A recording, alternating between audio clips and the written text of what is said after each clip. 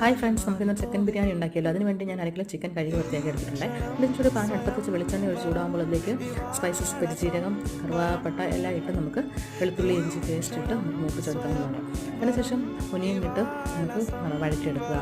പിന്നീട് മഞ്ഞൾപ്പൊടി, മുളക് പൊടി, മല്ലിപ്പൊടി, ഗരം മസാല ഇതെല്ലാം ഇട്ട് പച്ചമണം മാറി വരുമ്പോൾ അതിലേക്ക് നമുക്ക് കറിവേപ്പിലയും ആഡ് ചെയ്യാം. പിന്നീട് തക്കാളിക്കായും തൈരും ചേർത്ത് ഇത് അടച്ചു വെച്ച് വേവിക്കാവുന്നതാണ്. ചൂട് വെട്ടിയുള്ളൊരു പാത്രത്തിൽ ചോറ് വയ്ക്കാനായിട്ട് എടുക്കുക. നെയ്യ് ഒഴിക്കുക, സ്പൈസസ് ഇടുക, വെള്ളം ഒഴിക്കുക, പാത്രത്തിൽ നാരങ്ങ നീര് അരിയിട്ട് അടച്ചു വെച്ച് വേവിക്കുക. പിന്നീട് ചിക്കനിൻ്റെ മസാലയെല്ലാം മൂത്തുകൊണ്ട് അതിലേക്ക് ചിക്കൻ ആഡ് ചെയ്ത് നമുക്ക് അടച്ചു വെച്ച് വേവിക്കാം.